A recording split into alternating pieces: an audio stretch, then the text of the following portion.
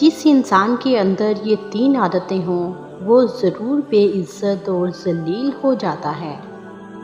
یہ دنیا مکافات عمل ہے۔ آج کسی کی راہ میں تم پتھر رکھو گے تو آنے والا وقت تمہاری راہ میں پہاڑ بن جائے گا۔ کہاوتیں اور مثالیں عقل مندوں اور عبرت حاصل کرنے والوں کے لیے بیان کی جاتی ہیں، نادانوں کو ان سے کوئی فائدہ حاصل نہیں ہوتا۔ صبح جلدی صرف 4 چیزیں اٹھاتی ہیں: محبت، ماں، محنت اور مجبوریاں۔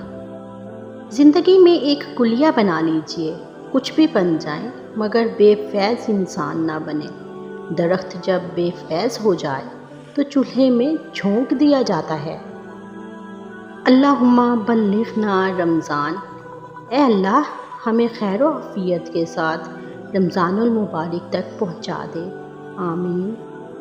کسی کی زندگی میں وہ غلطی بن کر کبھی بھی شامل نہ ہو جس کے بعد آپ تا عمر خاموش بد دعاؤں کے حصار میں آ جائیں۔ یہ خاموش بد دعائیں بہت اوپر تک جاتی ہیں اور پھر انسان کو مرنے نہیں دیتی اور نہ ہی جینے دیتی ہیں۔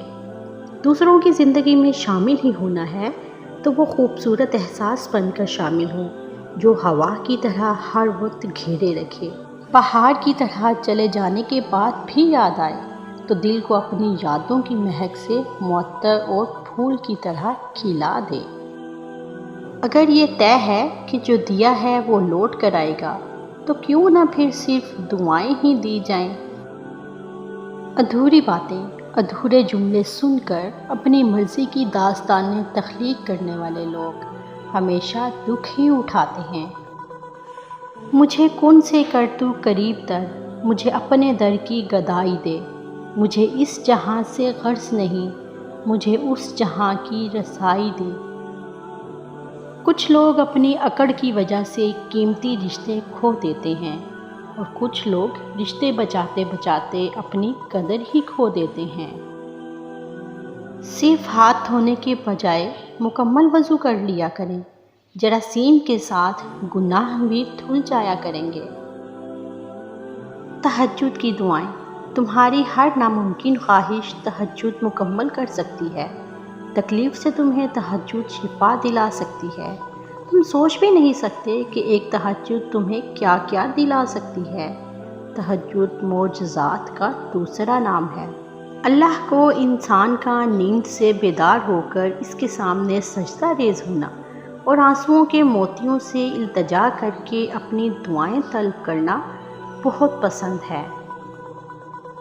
اپنے اندر پرندے کی طرح عاجزی پیدا کرو جو آسمان کی بلندیوں کو چھو کر بھی گردن جھکا کر رکھتا ہے، اور بے شک عاجزی میرے اللہ کو بہت پسند ہے۔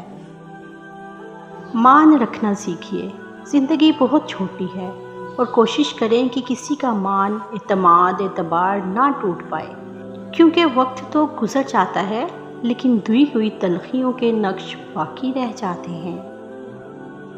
اور جب اللہ دینے پر آتا ہے نا تو تمہارے مخالف کو بھی تمہارا وسیلہ بنا دیتا ہے۔ وہ اسی کو میسر ہوتا ہے جو اسے پانا چاہتا ہے۔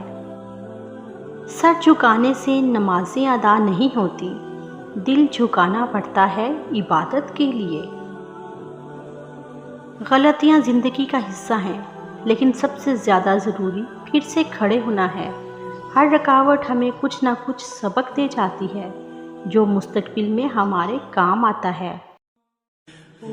خدا کی ذات پہ ہم کو یقین ہے ورنہ دیے جلا کے ہواؤں میں کون رکھتا ہے۔ جس انسان کے اندر یہ 3 عادتیں ہوں وہ ضرور بے عزت اور ذلیل ہو جاتا ہے۔ پہلی عادت فضول خرچی۔ حضرت علی رضی اللہ تعالیٰ عنہ فرماتے ہیں کہ میں نے رسول اللہ صلی اللہ علیہ وآلہ وسلم سے سنا ہے کہ فضول خرچی کرنا شیطان کی صفت ہے۔ دوسری عادت جھوٹ بولنا۔ حضرت علی رضی اللہ تعالیٰ عنہ فرماتے ہیں کہ میں نے رسول اللہ صلی اللہ علیہ وآلہ وسلم سے سنا کہ جو شخص جھوٹ بولتا ہے وہ اللہ کی مخلوق کے نزدیک دن بدن ذلیل ہو جاتا ہے۔ تیسری عادت غصہ کرنا۔ حضرت علی رضی اللہ تعالیٰ عنہ فرماتے ہیں کہ میں نے حضور صلی اللہ علیہ وآلہ وسلم کو کہتے سنا کہ جو شخص اللہ کی مخلوق پر غصہ کرتا ہے وہ بے عزتی کی دلدل میں گر کر ذلیل و خوار ہو جاتا ہے۔ امید بھی بڑی دیوانی چیز ہے، لمحوں میں ریگستان میں زیتون کے باغ لگا دیتی ہے۔ ہم ایسے منافق لوگ ہیں، کسی کی تکلیف کو اس کے گناہوں کی سزا سمجھتے ہیں اور اپنی تکلیف کو آزمائش سمجھتے ہیں۔ ماں باپ کے علاوہ اگر رشتوں میں وفا ہوتی تو یوسف کبھی نہ بکتا مصر کے بازار میں۔